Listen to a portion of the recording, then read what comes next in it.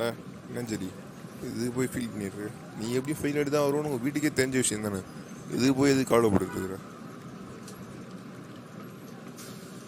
இங்கே பாரு மார்க்கோ, நீ நினைக்கிற மாதிரி இது எப்பயும் போல் சாதாரண விஷயம். இந்த வாட்டி எங்கள் வீட்டில் கண்டிப்பாக சொல்லிட்டாங்க, இந்த இன்டர்வியூ நீ பாஸ் ஆகலாம், வீட்டில் இருக்க வாய்ப்பே இல்லை. இப்போ எனக்கு வர்ற கோவத்துக்கு நான் என்ன பண்ணுறதுனே தெரியல மார்க்கோ. ஒழுங்காக நல்ல ஐடியாவை சொல்லி, இல்லைனா இப்போ நான் என்ன பண்ணுவேனே தெரியாது எனக்கு. ஜெரி நீ எதுக்கு போய் இவ்வளோ டென்ஷன் எடுக்குற, அதுவும் கடை முன்னாடி அது மாதிரிலாம் பண்ணாது. இங்கே பாரு மார்க்கோ, எனக்கு நல்ல ஐடியாவை சொல்லு, இல்லைனா இப்போ நான் அந்த கண்டையை என்ன பண்ணுவேனே தெரியாது பார்த்துக்க. அட ஜெரி நீ எதுக்கு டென்ஷன் எடுத்துக்க, நான் உனக்கு நல்ல ஐடியாவை சொல்கிறேன்.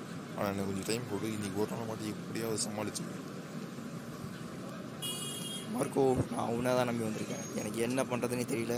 எனக்கு நீ தான் உதவி செஞ்சாகணும். எனக்கு ஒரு நாள்லாம் டைம் பார்த்தாது. எனக்கு இன்றைக்கி இப்போவே ஏதாவது ஐடியா சொல்லு.